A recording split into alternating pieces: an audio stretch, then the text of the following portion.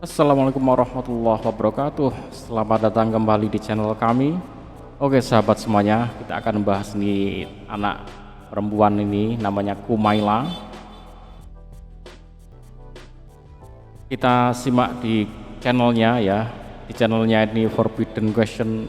Dia ngelantur ke sana kemari, tampak seperti anak yang sangat cerdas, tampak seperti anak yang intelek banget ya.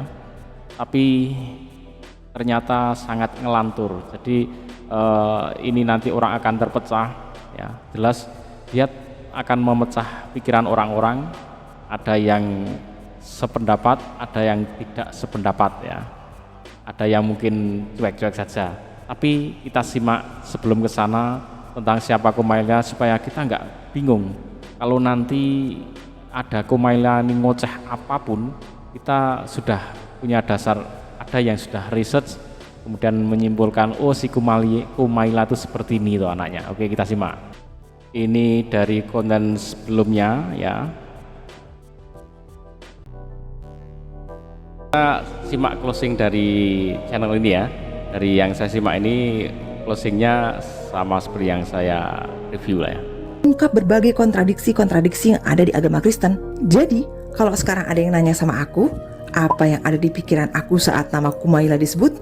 Kumaila, depresi, perencanaan bunuh diri, murtadi, dan buzzer kristenisasi. Kalau kamu punya pendapat lain, jangan lupa ditulis di komentar ya. Oke, pada statement yang terakhir ini saya revisi ya, karena dia kalau buzzer kristenisasi juga enggak, karena dia enggak di Islam, enggak di Kristen, dan enggak di agama manapun. Nanti kita akan cek lagi bahwa dia enggak mempercayai agama manapun, sehingga dia bukan buzzer dari agama manapun. Maka yang tampak nanti dia adalah akan memecah belah agama yang ada di Indonesia. Oke, kita simak ocehannya dia seperti ini yang membuat panas ya, dari agama Islam, Kristen maupun yang lain mendengar ini akan harusnya tersinggung karena kepercayaan yang sudah dipercayai sejak lama dia simpulkan seperti ini ya. Ajaran Islam kan ada cerita Ibu Maryam kan, dan cerita Nabi Isa yang lahir dari perawan Maryam gitu. Nah itu kan cerita yang sama-sama kita share sama orang Kristen.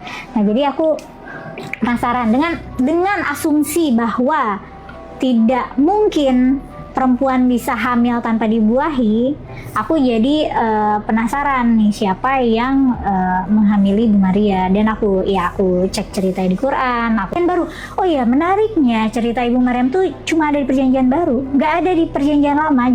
Ininya ceritanya kan Ibu Maryam ini nggak pernah keluar rumah kecuali satu kali doang, di mana dia waktu itu ketemu malaikat yang ngabarin nanti kamu akan hamil gitu. Nah terus aku curiganya sih sama malaikat itu. Gitu. Ibu Maryam itu mungkin hamil pada usia 14 tahun. Kalau benar itu. Oke, jadi dia curiga sama malaikat. Malaikat kalau di Islam itu kan diciptakan tidak diberi nafsu ya.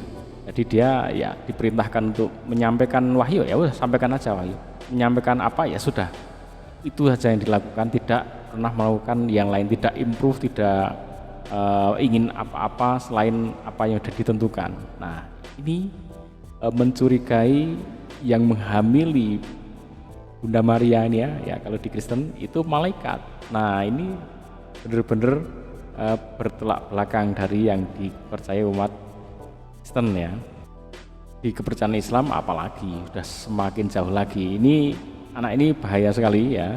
Jadi pikiran-pikirannya akan membawa orang-orang yang ya kalau orang yang nggak beragama akan senang sekali mengikuti pemikirannya dia ini, karena nanti muaranya dia semuanya harus memasuk logika dan sesuai yang ada di kepalanya. Nanti akhirnya Tuhannya itu ya otaknya sendiri. Dia nggak mau takluk, nggak mau menyembah, nggak mau tunduk selain apa yang sudah disimpulkan oleh otaknya. Nah itu yang akan sangat bahaya. Kejadiannya itu mah dimanipulasi ya nggak sih, atau jadi aku penasaran dengan asumsi bahwa tidak mungkin perempuan bisa hamil tanpa dibuahi. Aku jadi penasaran nih siapa yang menghamili Ibu Maria, dan aku. Nah ini teman-teman, jadi dengan asumsi pikiran manusia ya, tidak mungkin seorang perempuan bisa hamil tanpa dibuahi. Nah kita sekarang ini berasumsi itu orang nggak mungkin perempuan tidak dibuahi kok bisa hamil. Itu sebenarnya hal itu kan karena Allah memperlihatkan kekuasaannya bahwa kalau perempuan dibuahi baru hamil, dan itu terus yang dijadikan hukum alam yang Allah pertunjukkan tuh seperti itu. Allah kan nggak pernah menunjukkan lagi ya, dulu pernah ditunjukkan bahwa ada batu dibelah keluar onta. Nah itu kan tidak ditunjukkan lagi. Kalau itu setiap saat ditunjukkan batu dibelah keluar onta, batu dibelah keluar onta, ya jadi masuk akal. Oh kalau batu dibelah nanti keluar onta, itu jadi masuk akal. Kemudian telur dirami kemudian menetas, terus nanti jadi ayam, dia bertelur lagi, dirami lagi, menetas lagi. Itu sesuatu yang masuk akal. Karena apa? Karena itu masuk akal tuh hanya karena Allah mempertunjukkan bahwa itu sesuatu yang Allah pertunjukkan diulang-ulang terus. Coba kalau Allah nggak pernah mempertunjukkan telur yang dirami jadi ayam, maka kalau kita lihat tahu-tahu ada benda ini, ada benda bentuknya lonjong, kalau ini bisa keluar nyawa, bisa keluar hewan, masuk akal apa enggak? Kita pasti akan bilang ya nggak masuk akal. Karena apa? Kita nggak pernah melihat ya, gara-garanya cuma nggak pernah melihat saja. Tapi kalau kita pernah melihat, jadinya sepertinya masuk akal ya. Jadi masuk akal nggak masuk akal, sebenarnya kita nggak punya kontribusi apapun terhadap menetasnya ayam itu ya. Ayam itu menetas atau ayam itu mau seperti apa prosesnya, kita nggak punya kontribusi apa-apa. Tiba-tiba kita menyatakan itu masuk akal karena kita melihat kejadian itu setiap hari, bisa lihat di mana-mana. Nah, jadi kalau itu kasusnya sama seperti dulu ada nabi ya, nabi yang kalau bisa nggak unta keluar dari batu, nabi itu nggak mikir panjang. Kalau Allah itu maha kuasa, benar-benar maha kuasa, jadi apapun bisa terjadi, dia nggak berpikir janggal, nggak berpikir nggak mungkin masuk dari batu bisa keluar unta. Dia nggak berpikir begitu, karena bagi Allah itu apapun tuh ya nggak ada masalah, bisa terjadi itu. Jadi mau unta keluar dari batu, mau ayam keluar dari telur yang lonjong itu, semuanya itu nggak ada masalah bagi Allah gitu ya. Jadi itu kesimpulan yang dibangun karena hanya melihat pertunjukan kekuasaan Allah setiap saat, lalu tiba-tiba disimpulkan itu sesuatu yang masuk akal. Padahal sama telur ayam keluar dari telur dengan unta keluar dari batu itu sama-sama tidak masuk akal ya.